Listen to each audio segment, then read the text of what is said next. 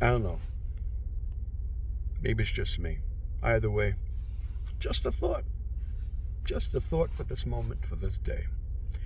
Mamdani goes on, I just saw a video. Mamdani goes on, the mayor of New York, goes on The View, and as the clip shows is that he says that he would abolish ICE.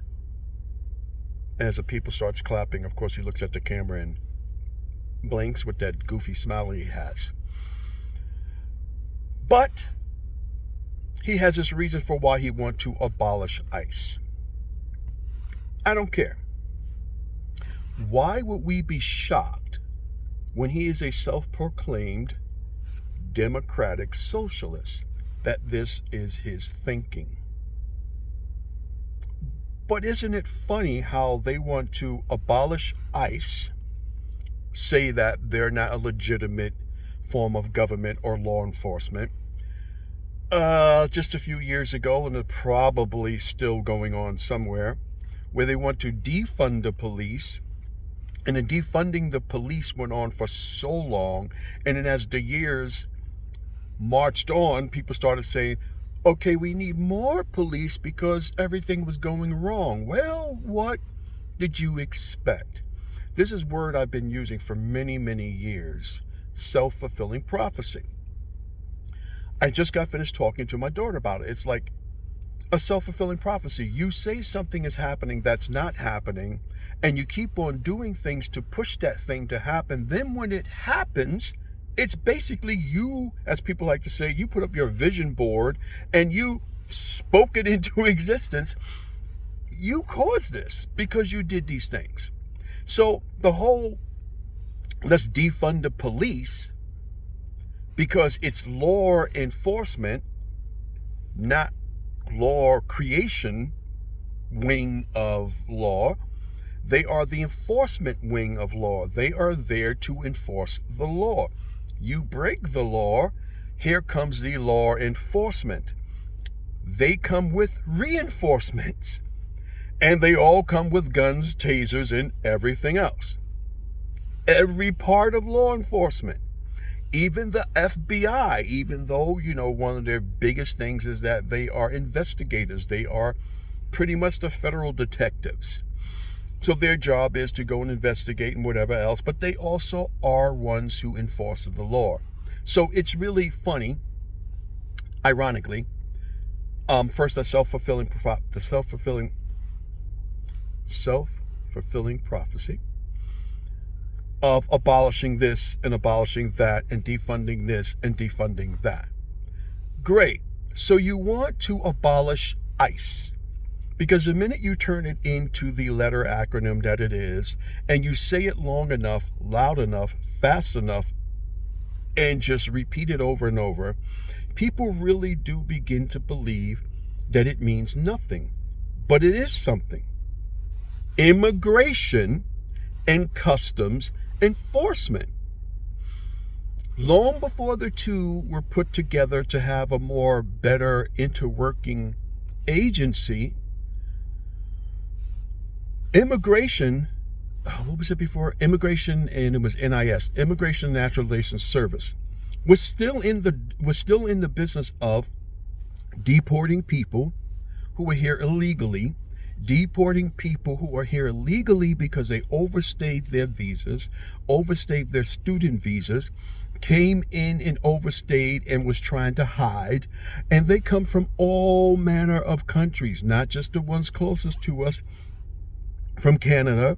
And yes, Canadians are so nice and everything else. Oh, yes. But there are some Canadians, like actors and some other people, who take residence here who were not actually here legally. I mean, there's a way to get it. When I was a kid, I remember people having green cards, which was their legal residence and stuff like that. These people can get this. So, but my point is that people here are illegally, they come here from Canada, not just Mexico, not just from Argentina or any other part of the southern wing. That's not what I wanted to say. South America. But they also come here from, remember, Hawaii is a state. They can also come from China and stay in Hawaii or California before they hit New York and other parts of the middle parts of the country where a lot of people like to hide out because no one is really paying attention to the Midwest and the South Midwest. So a lot of people hide there. But my point is that people are being deported, and who are here illegally are not just here from Mexico. They come from all over the country, all over the world, Middle East, Europe, England, the Brits. They're from all over, and their job has always been to secure those and to deport those and to report those and to investigate those who are here illegally. Customs. The custom agents are down there by the ports and taking care of things that come in and out of our ports and dealing with customs and enforcing the custom laws. Whether they are international coming in here or whatever else, I'm less knowledgeable, and I'm not saying, here's your big giant disclaimer, that I'm an expert on any of these things. Again, this is just a thought, my opinion. But it is designed that you might want to think about something just for a little bit. That's their job. Their job is to do that, to work on that. Hey, I had some jewelry. I think it was like this ring, as a matter of fact. It was this ring. And it came from a monastery in Greece, or whoever the jeweler was in Greece. So it got caught up in customs for a while, for about, I want to say 3 weeks. It might have been a month before I actually got the ring. Because customs had to go through it. They had to check it. They had to make sure. That's their job. Had it had been some sort of illegal deal between me or the person in Greece, I don't know how they would have got them or what would have happened over there. But I know on this end in America, my butt would have been in trouble. Then sometime after the towers went down and the attack, Homeland Security was created. Now, I wasn't a big fan of that, but I understand why Bush did it in the Bush years, is because the agencies were not really talking with one another and sharing information. So Homeland Security was created as a division of law enforcement investigation so that the agencies would be able to talk together and they would have more of a cohesion. And so under that umbrella, it's the FBI, Customs, the Marshals may be part of it, but I don't think so. And then you have immigration.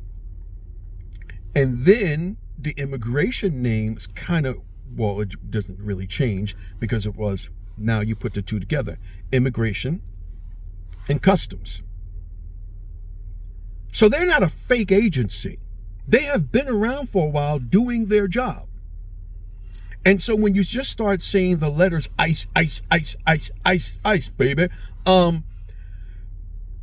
it tends to lose a flavor of something. You know what I mean? And so that's where we have this problem. And then when you have the media, both film, television, news outlets, independent people who keep pushing and then we have all electronic algorithms and stuff that keep pushing the narrative, as you know what, no more of this. The narrative, like they keep saying, about